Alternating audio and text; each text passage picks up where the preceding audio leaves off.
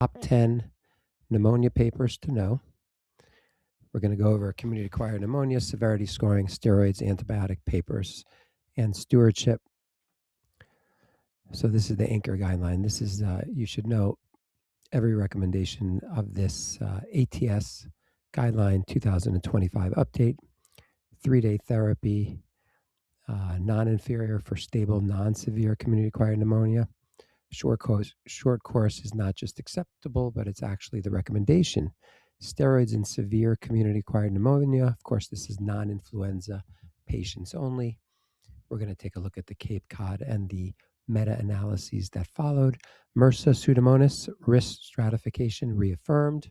You, of course, have to know the local epidemiology and the clinical stability, not the chest x-ray as the endpoint to stopping. So those are the major 4 points of the newer ATS IDSA CAP guideline 2025. Paper number 2, you have to know the pneumonia severity index, hospitalized community-acquired pneumonia, 14,000 patients. And we looked at mortality versus what class. So you get an idea of class 1, 2, 3, 4, 5.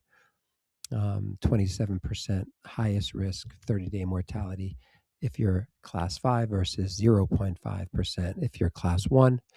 It reclassified about 50% of admitted patients as safe for outpatient care. And basically a PSI class 1 and 2 could be admitted or can be sent home. And that outperformed physician gestalt alone. The third study is the CURB 65 versus the PSI. It's faster at the bedside. We're talking about 1,068 patients. This is published way back in 2003 by Lin et al. You could see the source over here. And we're looking at confusion, urea greater than 7, respiratory rate greater than 30, blood pressure less than 90 over 60, and age greater than 65. So 30-day mortality, 1.5% if your score is 0 to 1. And if your score was 2, then there was a 9.2% score greater than 3. Consider ICU. It's simpler than the PSI. It's faster at the bedside. You should know both tools, and neither replaces the clinical judgment. So we went over PSI, went over CURB 65.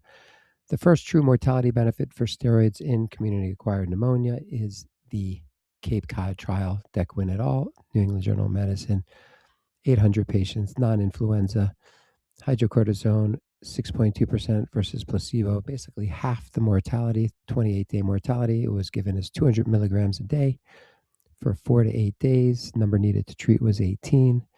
Less mechanical ventilation, 19 versus 28%. Reduced vasopressor use. The benefit seen was only in non-influenza, non-immunocompromised.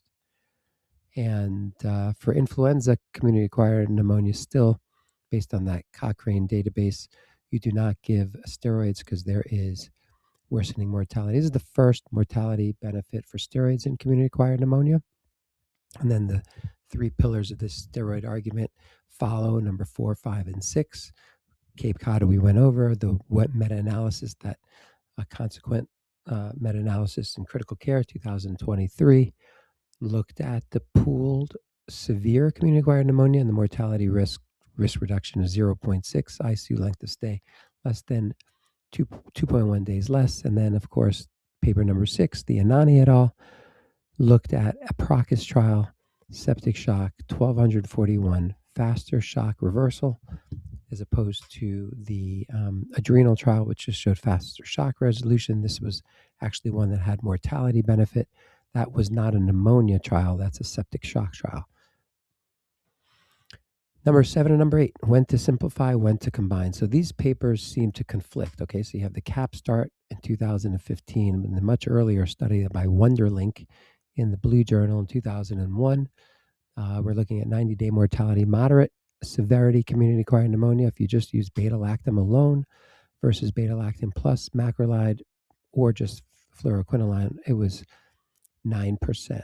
So you shouldn't reflexively broaden in non-severe community-acquired pneumonia, meaning if the patient is moderate to severe hospitalized, it could be okay just to be on Rocephin alone, for instance.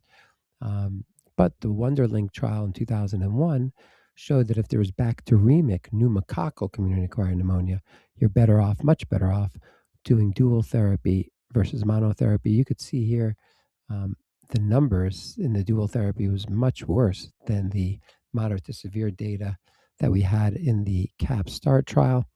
So you shouldn't reflexively broaden a non-severe community-acquired pneumonia. I know for one, we put on Rosefin and Zithromax, but monotherapy technically is enough for moderate to severe hospitalized patients. And in severe ICU level bacteremic community-acquired pneumonia, the combination therapy should be used, likely related to the macrolide immunomodulation. So just think of Wonderlink water when you're severe and bacteremic, but technically you could start monotherapy. And then number 9, Uranga and DIN, shorter is better. Clinical stability is the stop signal. So 5 days was the Uranga JAMA internal medicine 2016 non-inferior for cure, mortality, readmissions, decreased adverse events, decreased C. diff, and you would stop when clinically stable, afebrile, tolerating PO, mental status at baseline, and even as low as 3 days. DIN showed in the British Medical Journal, the 15-day cure was about 90% in 3 days versus 8 days. The exception is bronchiectasis or pseudomonal risk. Those are 14 days. So this is the core stewardship data. Clinical stability and not the chest x-ray is the stop signal. And then number 10, which is procalcitonin-driven antibiotic duration. This is Schwetz et al. In JAMA 2009. You would, this is lower respiratory tract infections, 1,359. Antibiotic duration was decreased 32% without a mortality increase. If it was less than 0.1, you would strongly discourage antibiotics. And if it was greater than 0.5, you would strongly encourage. It showed a 32% reduction in antibiotic duration, 5.7 versus 8.2%. And mortality in both arms was 6.6%. There was no increase in ICU transfer, so you could use that procalcitonin to decide about starting antibiotics and to stop it. So 4 more you should know is the JAMA 2003 Chastra et al. 8 versus 15 days. Short course VAP was non-inferior to a long course. So this is ventilator-associated pneumonia. 8 days would be enough. And then the procalcitonin-guided CAP 2006 early randomized controlled trial, validating those algorithms that cut antibiotic exposure 55%. This was the precursor to the ProHosp that we went over. And then the ATS guideline in 2016, that was more of definition of hospital-acquired pneumonia and VAP. And then the severe guidelines came out in 2023 by the European Respiratory Society. And that was the first guideline that was dedicated to severe community-acquired pneumonia. So in summary, the top 10 pneumonia articles that I want you to know are the ATS guideline 2025, 3-day treatment, severe community-acquired pneumonia. Want you to know PSA and CURB, Cape Cod, and then the meta-analysis, that subsequent meta-analysis. Know the Aprocus trial because there could be a mortality benefit actually, but that's more in septic shock. The CAP START trial versus the Wonderink. And then you should know Uranga and DIN for extra credit. Chastra, that's more of a ventilator-associated pneumonia trial. And then the ProHosp, that the duration decreased by 32% and no increased mortality. And that's basically what I would like to go over today as the top 10 articles in pneumonia.